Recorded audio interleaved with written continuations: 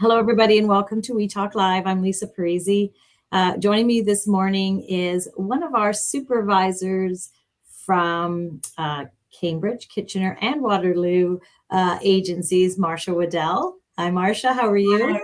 Good. How are you? Great. We're excited this month to talk about our mystery reader for the book, Have You Filled a Bucket? And so Marcia's actually not our mystery reader, so this is a little bit of a twist. But we have her on because we actually had a group of people read our book of the month this month. We have Carrie, who's a provider in Kitchener. Carrie did a wonderful job reading the book. As well, we had a group of different children all giving it a go. So it's a really fun reading of the book. We have a number of children from both the Kitchener and the Cambridge agencies. Correct, Marcia? Yes. Yeah. So that'll be up right after this call, which is great. But we thought we would have Marcia join us today just to talk a little bit about the theme for the month as well as the book, which was World Kindness Day, which was actually passed already, was November 13th. But there shouldn't really be a day for kindness. I think there should always be kindness in everyone's heart, right? Which is a great why I enjoyed this book. And I think a lot of the kids and teachers and providers all love this book because it's a very popular book that talks a lot about a child's kind of emotional self as a bucket is kind of the theme. And then how do you fill that bucket with either positive or negative items and hopefully skewing to the positive side. I know We Watch also did a little bit of our providers talked about what kindness looks like, what it sounds like, and what it feels like. So Marcia, maybe I'll throw it to you to talk about why you think it's important to teach children about kindness. Sure. We always tell the children that kindness does really make the world a better place, not just for the people you're being kind to, but for yourself as well. It makes those you show kindness to happy, but it makes you happy on the inside as well. Showing kindness can be done by simply smiling at someone as you walk by them in the street. And we always want to teach our children, it doesn't have to be some big thing. It could be something small that really makes a difference in a day. So I believe that teaching children about kindness can make them more confident. It makes them also more aware of what they have, what's going on around them. It makes them grateful.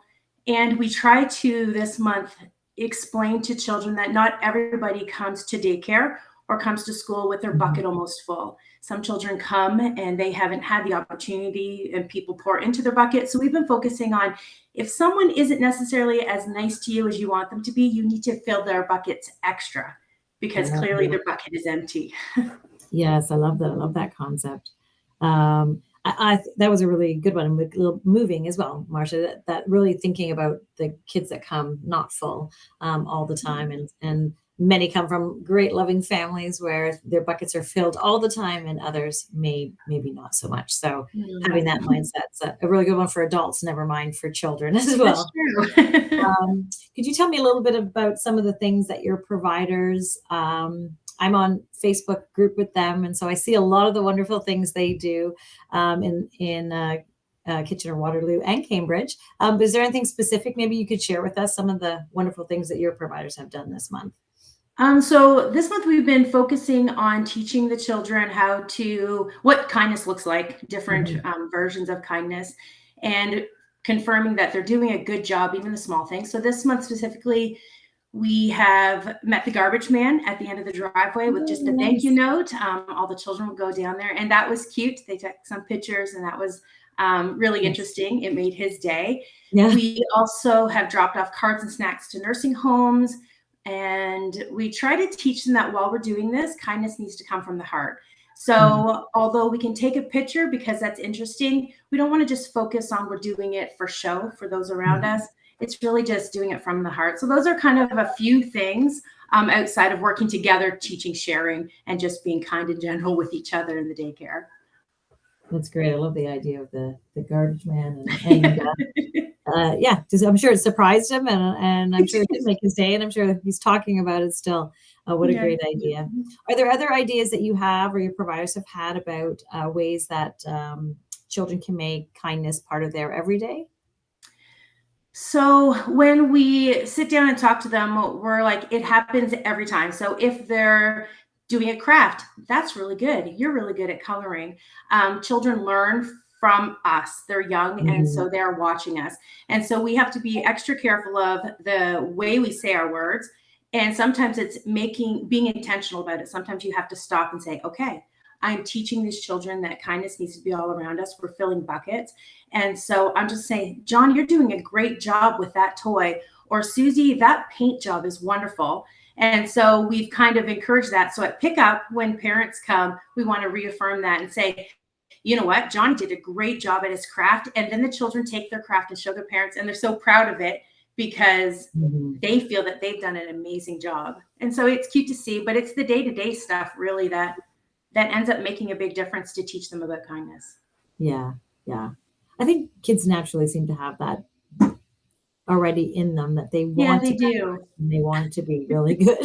Some of them maybe not so much at all times, but I think it's such a natural instinct, and I think that there's lots of things that adults can do every day as well, to really think about kindness and put it forward. I know some of us were mentioning the other day having a bit of a struggle or having a bit of a rough day, and just the smallest thing and smallest piece of kindness that, like you talked about earlier, just the little things actually mean more, I think, in terms of overall kindness. Looking at someone in the eye, putting your phone down, being very intentional and present, are some of those things. But there's broader things that people do, but the little ones is when we notice and really take that to heart. Marcia, we also had you on, I think, because you do a lot for your community. You're very engaged in the community that you live in. So maybe take it up a notch in terms of talking about it from the adult level, some of the things in ways that you give back to your community in terms of overall kindness, maybe for some ideas and tips. Sure. Okay. So for November and December, we do a food drive. So all of our providers and our families do food drives at each provider's home, and then we'll donate that because this is a time of year where a lot of families are struggling. We have also gathered gently used winter boots, coats, hats, and mitts, and we'll be donating those to a local charity as well to help children. Most of the clothing are for children. We are a part of a Make-A-Wish Foundation, and so every year we work with them to give a child their wish. This year we are part of the Pro Hockey Heroes game again, and we have tickets to give away to families, so that's exciting. We understand that cancer is very much a part of our day-to-day life, and it doesn't exclude children. And so last year we had hooked up with Pogo, Pancakes and Pajamas with sick kids in Toronto, and that was great. We raised, I think, just over $5,000 for that as an organization. So that was wonderful. Just little things. Every act, big or small, makes a difference. And so whether it's supporting a local baseball team so that children who wouldn't be able to play can play, we look for little ways to get into our community and make a difference. Yeah.